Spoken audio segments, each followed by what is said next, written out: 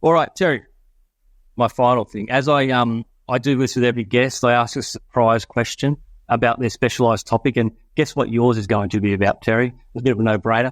We did a recent podcast together where I asked you to, a mythical thing, I said, let's cut up all the capital cities in Australia, put it in a hat. I said, Terry, you're only allowed to choose one capital city as your favourite. Where would you invest right now? And you chose Adelaide.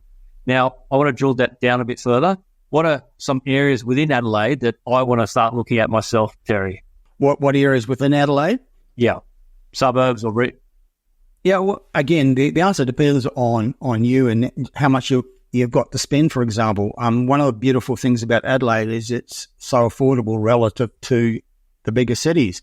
It's about roughly half the price of Sydney, and it's very significantly cheaper than Melbourne or Brisbane. So, you get a lot of bang for your buck in Adelaide. You get more real estate for a certain level of expenditure than you do in some of those bigger cities. There are good buys all over Perth. If you're a $1 million buyer, in Adelaide, you can get some pretty great real estate. What you pay $1 million for in Adelaide, you'd be spending over $2 million in Sydney and Melbourne probably. What about a cheap suburb?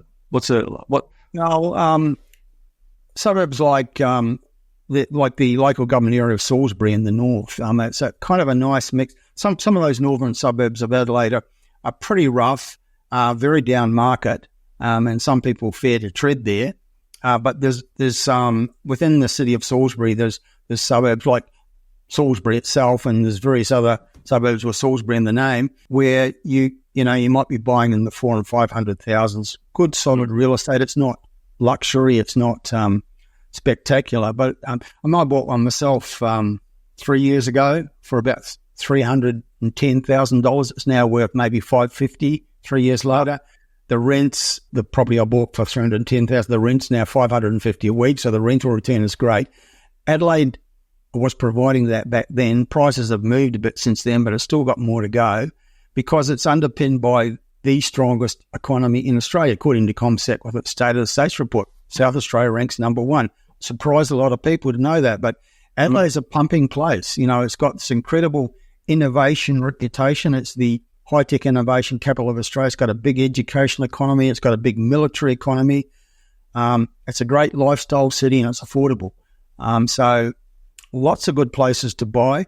One place I'd recommend you look if you're wanting to buy there is the city of Onkaparinga, which is down in the south. Includes bayside suburbs like Seaford, where the median price is still around about $500,000, which is pretty affordable for a bayside suburb, which has got a train station. You can take the train into central Adelaide. You can go in by the Southern Expressway. And not far from there is the McLaren Vale wine district. So it's got a lot of lifestyle down there in Onkaparinga. Bayside suburb, wonderful wine district, which I visited about a year ago and had a lovely time. But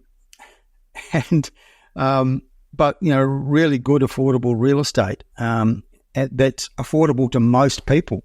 And then if you've got more money to spend, there's suburbs that are close to the centre of Adelaide. But the place I really like for people who've got $1 million to spend is the Adelaide Hills. I just think it's the most wonderful, hill change. 30 minutes from the centre of Adelaide, you've got this wonderful hills district with suburbs like Stirling and Harndorf. Mm-hmm. Gorgeous places, beautiful homes, and if you need to go to the city, you can be there in 30 minutes. And within 20 or 30 minutes drive, you've got the Barossa Valley, you've got McLaren Vale, you've got three, actually, great wine districts. I'm talking rather too much about wine, but... Where can people go and find these reports on whether Melbourne's better than Perth or the suburb you've just recommended? Is there somewhere on your website they can go pay and download? hotspot.com.au, and we have a range of services and products, but you can just buy one-off reports. One of them is like our national top 10 best buys report. So these are our 10 picks at any point in time, best places to buy. Different price ranges, so hopefully something for everybody in there. But you can buy a specialist report, top 5 Adelaide, top 5 Melbourne, Sydney, also regional markets. Not every because, South Australia, for example, doesn't have enough substantial markets outside of Adelaide to have a top 5 regional South Australia, but we have those reports for New South Wales, Victoria, Queensland. We have reports that focus on properties with locations with above average rental yields, because that's very top of mind for people now that interest rates are higher than they were a couple of years ago. So we have a positive cash flow hotspots report. We have a thing called the Pulse, where we've got 50 locations where you can get above average rental yields in places that have actually credentials for growth as well. So there's a big range of reports that people can get.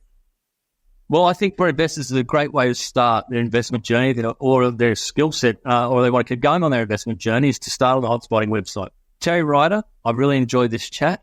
Thank you for being part of 10 with Ty. Most welcome. Always love talking about real estate. The hard part is getting me to shut up. Thank you very much, Terry. Good on you.